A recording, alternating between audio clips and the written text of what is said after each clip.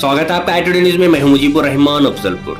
All India Muslim personal law board का वक्त amendment bill के खिलाफ जंतर मंतर पर जबरदस्त एहतजाज। न्यू दिल्ली के जंतर मंतर पर all India Muslim personal law board की क़ियादत में वक्त अमेंडमेंट बिल के खिलाफ जबरदस्त एहतजाज किया गया। इस एहतजाज में हजारों की तादाद में मुस्लिम शरीक हुए और रोजे की हालत में भी इनके जोश और जज्बे में कोई कमी नजर नहीं आई। एहतजाजी मुजाहरे में उलमा, दानिश्वर, समाजी कारकुन और मुख्तलिफ मुस्लिम तंजीमों के नुमाइंदों ने शिरकत की। मुकर्ररीन ने इस बिल को मुस्लिम पर्सनल लॉ में मुदाखलत करार देते हुए इसे वापस लेने का मुतालबा किया। मुजाहिरीन ने हाथों में बैनर और प्ले कार्ड उठा रखे थे जिन पर इस बिल के खिलाफ नारे दर्ज थे। मुकर्ररीन ने हुकूमत से मुतालबा किया कि वो अक़लियती बिरादरी के मजहबी उमूर में दखल अंदाजी से बाज रहे और इस मुतनाज़ा बिल को फौरी तौर पर वापस ले। यह एहतजाज पुरअमन अंदाज में मुनक्कद हुआ और शिरका ने अपने जज्बात का इजहार करते हुए वाज़ा किया कि वह अपने मजहबी कानून के तहफ़्फ़ुज़ के लिए हर मुमकिन इक़दामात उठाएंगे। नफरत की सरकार नहीं चलेगी, जुल्म सितम नहीं चलेगा। कानून वापस लो, कानून वापस लो।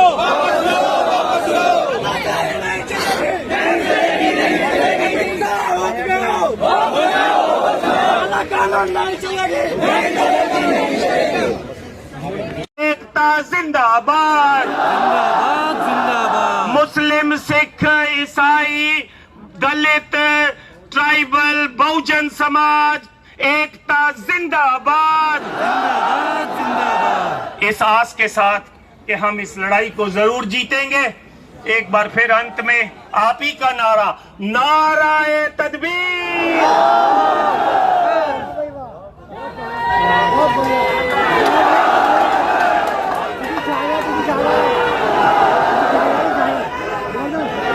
बहुत बहुत शुक्रिया प्रोफेसर जगमोहन सिंह जी, आपने बड़ा कष्ट किया, लेकिन बहरहाल आपने ये अश्योरेंस दिया है कि हम साथ मिलकर इस लड़ाई को लड़ेंगे। अब मैं मौलाना नवाजुद्दीन साहब को बुलाने से पहले पी हनीफ साहब जो लद्दाख से एमपी हैं, उनको जाना है, उनसे गुजारिश करता हूं कि तशरीफ लाए, अपनी बात रखें।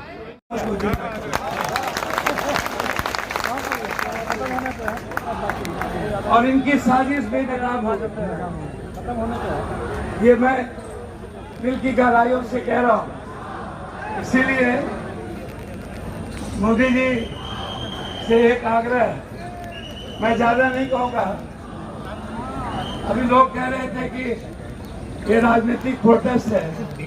मैंने कहा मंडल का भी प्रोटेस्ट था, कमंडल का भी प्रोटेस्ट था, बीना आंदोलन था, जाट आंदोलन था, गुजरात आंदोलन था, गुजर आंदोलन थे, आरक्षण आंदोलन हुए। सभी तरह के विचार और आजादी से जीने के लोगों के लिए जब हमारे ही देश में संविधान से ऊपर कोई व्यक्ति और कोई शासन, मेरे साथी अरकान पार्लियामान, दीगर सियासी पार्टी के जिम्मेदार, मोअज़्ज़िज़ हाज़रीन इकराम, बुजुर्गान कौम और मिल्लत, मैं सिर्फ आपके सामने ये अर्ज करना चाह रहा हूँ कि नरेंद्र मोदी की हुकूमत वक्फ बिल को लाकर कानून बनाने की जो कोशिशें कर रही है, उनका मकसद एक ही है कि इस मुल्क में अमन को खराब किया जाए। वज़ीर आज़म का मकसद एक ही है कि मस्जिद और मंदिर के नाम पर आवाम हमेशा लड़ते रहे, और उस बिल का मकसद ये नहीं है कि वक्फ की जायदादों को मजबूत किया जाए या उनकी हिफाजत की जाए।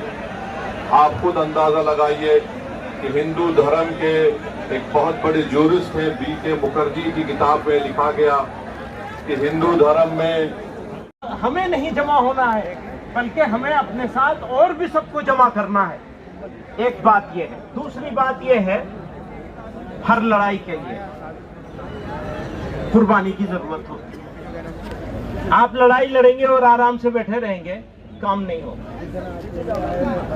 और जो बात उन्होंने कही, इन्होंने कही कि बस इनफ, बहुत हो गया, तो कुर्बानी देने के लिए हमें तैयार होना चाहिए। मैं मेहमानों का वक्त नहीं लूंगा, मैं तो अंदर का आदमी हूँ, मेहमान नहीं हूँ। बहुत सारे मेहमान यहाँ मौजूद हैं, तो मैं एक शेर पे अपनी बात खत्म करना चाहता हूँ। ये आगे का अज़्म है हमारा। थोड़ी तकलीफे रसन, कलीम माजिद मरहूम ने कहा था, थोड़ी तकलीफे रसन फिर थोड़ी सी तकलीफेदार। रसन कहते हैं जेल को। तो अब सिर्फ सड़क से काम नहीं चलेगा।